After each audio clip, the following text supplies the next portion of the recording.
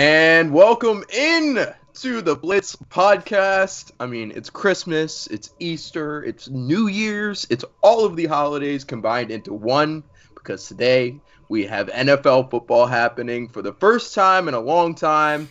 We got Lions Chiefs going on tonight. It's the first Engage 8 we're doing. It's a great time to be alive, man. And we just rolled out our brand new Blitz redesign, man. Hoping you guys like that. Jaden put in the work there, and we all love him, man. Hopefully you guys do. And I mean, it's pretty sexy if I say the least. But how we feeling on this Thursday, dude? NFL football. Let's go. Yeah, dude, we are so back. Football is back tonight, Thursday night football, and then we've got a full slate on Sunday.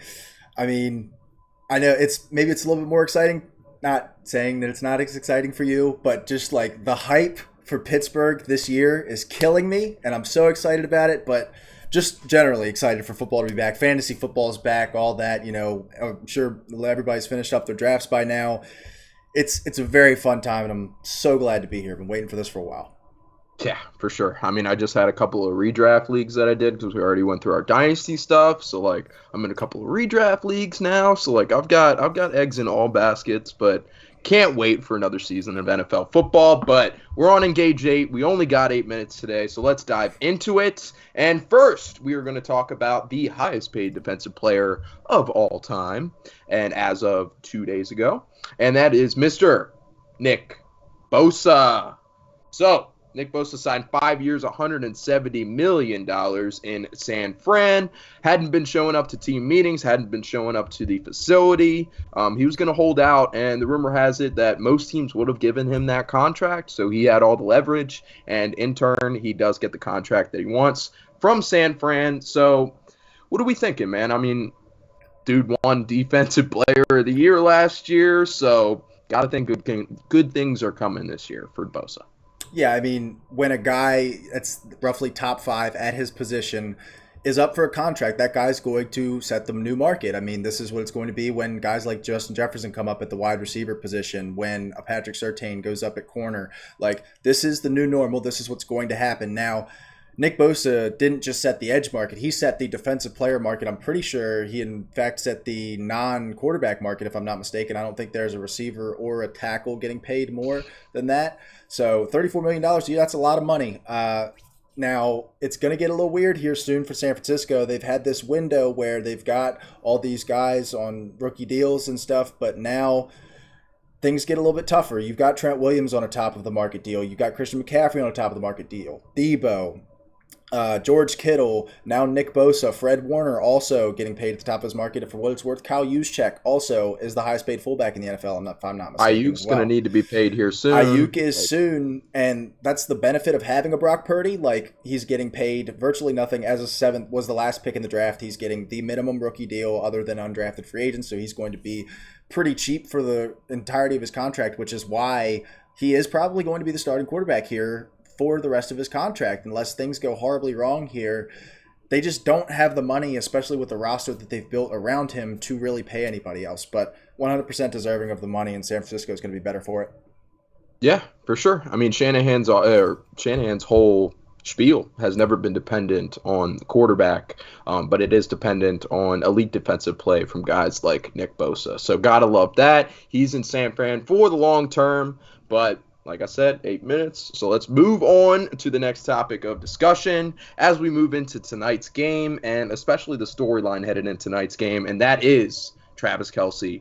He will be out for week 1. He hyperextended his knee, and it could be the beginning of the end, dude, if you want to look at it like that for Travis Kelce. I mean, that might be a little drastic, but I mean, anybody who's listened to this podcast a decent amount knows that I've been banging on the table for Kelce to see some kind of regression. He's going to get injured at some point, and he's injured now. Like, hyperextending knee won't keep him out for too long, just going to keep him out for week 1. But if these injuries start to compound, there could be a problem. But is there any concern from you there? I mean, yeah, there's a little bit of concern. I mean, Travis Kelce is 33 years old. This is his first injury really in his entire career. He missed some games in his rookie season, but, he's a 10 or 11 year vet now, only missing games in DNPs in week 17 or 18, in which Kansas City has already locked up the division or the 1 seed.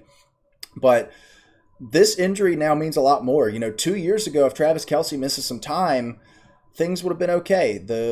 You got Tyreek Hill. You've even got some guys like Miko Hardman there. I mean, you got Tyreek Hill, really. But now it's like you're looking at Kadarius Toney, who's an injury-prone guy himself. You've got MVS, Sky Moore, Rashee Rice. There's not a whole lot to look at here. And without Travis Kelce, I mean, we had them in our rankings at about 20th. If Travis Kelce's not here, this is a bottom 4 group of playmakers in the NFL at the disposal for a team that's going to be driven by their offense that, let's not forget, Chris Jones has not reported for Kansas City so far. He looks like, I mean, unless a contract happens 3 hours before the game starts, he's not playing tonight. And until they get that deal done, he's not playing, which means that defense also going to be a huge problem. So if you're missing Travis Kelce and Chris Jones for an extended period of time, this is a big trouble in an AFC that is loaded. I mean, if the Chiefs get behind, let's say they start out, I don't know, 2-3, 2-4, something like that, they're going to maybe even need to win out or get very close to it to keep up the standard that they've been going at these last few years. This could be trouble for Kansas City. Yeah, for sure. And I mean, as we dive into tonight's game, I mean, the thing that I'm watching for the most tonight is that who's going to be that wide receiver 1 in Kansas City? Because it's like we know the top pass catching option, as long as he stays healthy, is going to be Travis Kelce. But, I mean, it's been the question of the offseason, like, who was going to emerge among these wide receivers in Kansas City? I mean, you got Kadarius Toney, could emerge. Sky Moore could emerge. MBS, probably not going to be that guy. You got, Justin Ross hype going on. I mean, I got him in Dynasty, but, there's so many question marks about that receiving core, and those answers are going to be, those questions are going to be answered tonight, kind of forced, and it's because there's no Travis Kelce with this knee. So that's what I'm watching for tonight. But what are you watching for tonight in the matchup between the Lions and the Kansas City Chiefs? Yeah, I mean, I kind of alluded to it with the Chris Jones thing. With him being out, this defense is going to be a problem. But the thing I'm really most looking forward to is these Lions running backs. This was one of the biggest talking points of the offseason, was the Lions drafting a running back at number 12 after giving David Montgomery a pretty good running back contract. How are they going to use these two? Jahmyr Gibbs definitely has some wide receiver skills. It's more of a thunder and lightning approach, with Jahmyr Gibbs being the lightning in that scenario, the speed, the agility that he brings, the big playability that he brings. Could we see a swift Jamal Williams 2.0 type situation here, or is it going to be maybe even a Jahmyr Gibbs playing as a legitimate wide receiver in this offense and Dave Montgomery just being the running back? I'm very excited to see what that means, what they're going to do with this, because you're going to have some answers if Jahmyr Gibbs, you're going to have some questions to answer if Jahmyr Gibbs isn't getting a lot of usage tonight, or if David Montgomery isn't getting a lot of usage tonight. Yeah, for sure.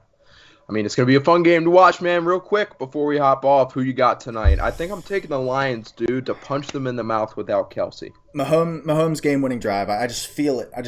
This is legacy moment in week 1. Defend the crown. All right. Respect. It'll be fun to watch tonight. Football is back, everybody, and we are so hyped. Preview episode coming later, but we will catch you when we do that. Peace.